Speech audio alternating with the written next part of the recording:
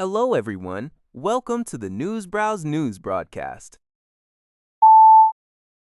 Al Jazeera reports that the United States and Israel have carried out significant attacks across Iran, targeting cities like Tehran and Isfahan. The strikes caused widespread damage, including electricity outages in the capital and destruction at a major pharmaceuticals company. In Isfahan, heavy bunker-buster bombs triggered massive secondary explosions near military installations. Iranian authorities state that over 2,000 people have been killed since the war began on February 28, with civilian nuclear sites, steel plants, petrochemical facilities, and even a university being hit. Despite these attacks, top commanders of Iran's Islamic Revolutionary Guard Corps, IRGC, signal continued defiance, with one spokesman stating that the U.S.'s desire for dominance in the Strait of Hormuz will be taken to the grave. The IRGC has released footage of ballistic missile attacks on Israel and countries across the region, and claimed to have shot down U.S. MQ-9 Reaper drones. Internally, Iran's judiciary has executed 2 more individuals, accusing them of being armed MAK members, and has indicted 200 others for aiding the U.S. and Israel.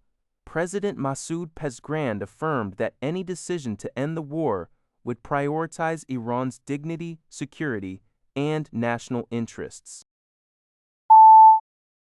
Al Jazeera reports that a building in Beirut's southern suburbs was struck by an Israeli attack on March 31, 2026.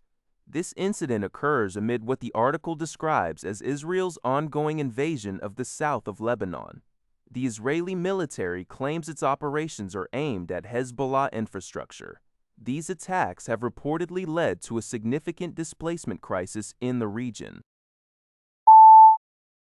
Al Jazeera reports on a United Nations Development Program, UNDP, study revealing the severe economic repercussions for Arab nations following 1 month of the U.S.-Israel war on Iran and its broader regional impact. The report, published on Tuesday, estimates that the region's gross domestic product could decline by approximately 3.7 to 6%, translating to a substantial economic contraction of $120 billion to $194 billion. Abdallah al-Dardari, UN Assistant Secretary General and Director of the UNDP Regional Bureau for Arab States, highlighted that the conflict is projected to result in the loss of 3.7 million jobs and push about 4 million more people below the poverty line. These projections are based on a scenario of a short but intense conflict lasting for 4 weeks. The war, which has seen Iran target Gulf energy infrastructure and disrupt oil and gas exports through the Strait of Hormuz, has already led to Brent crude futures surpassing $118 per barrel. The report warns of risks in strategic maritime corridors causing knock-on effects on inflation, trade flows, and global supply chains, particularly undermining livelihoods in the Middle East's interconnected economies. Countries like Sudan, Yemen, and Lebanon are expected to experience the most significant increases in poverty rates due to their high baseline vulnerability. Lebanon, in particular, has faced extensive destruction and large-scale displacement following airstrikes and evacuation orders after Hezbollah's retaliation for the killing of Iran's supreme leader. Al-Dardari emphasized the urgent need for a cessation of hostilities, stating, "Every day of delay has negative repercussions on the global economy."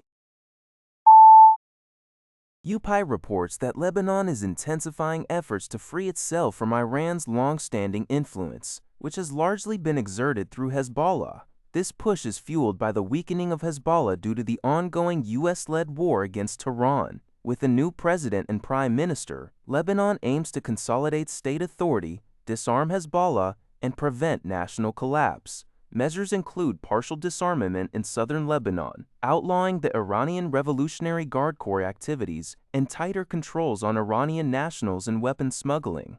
A recent diplomatic spat saw Lebanon declare Iran's ambassador designate persona non grata, a move defied by Iran and its Lebanese allies. This incident highlights a power struggle, as Lebanon seeks to prevent Iran from negotiating on its behalf regarding a ceasefire with the U.S. and Israel. Experts debate whether the conflict with Hezbollah will persist, with concerns over Israel's potential territorial ambitions and Iran's strategic reliance on its proxy. Al Jazeera reports that Iraq's Ministry of Interior has confirmed the kidnapping of a foreign journalist in Baghdad by unknown individuals. One suspect has been arrested, and a vehicle used in the abduction was seized after a pursuit. Efforts are ongoing to find those involved and secure the journalist's release. The Committee to Protect Journalists, CPJ, identified the kidnapped individual as U.S. freelance journalist Shelley Kittleson, urging Iraqi authorities to ensure her immediate and safe return. This incident comes amidst a recent rise in violence in Iraq, linked to the U.S.-Israel war on Iran. Press freedom groups, including Reporters Without Borders and CPJ, have consistently highlighted the dangers faced by journalists in Iraq, citing political instability, financial pressure, and the state's failure to protect them from intimidation and violence. That's all for this video. Thank you for watching. See you in the next video.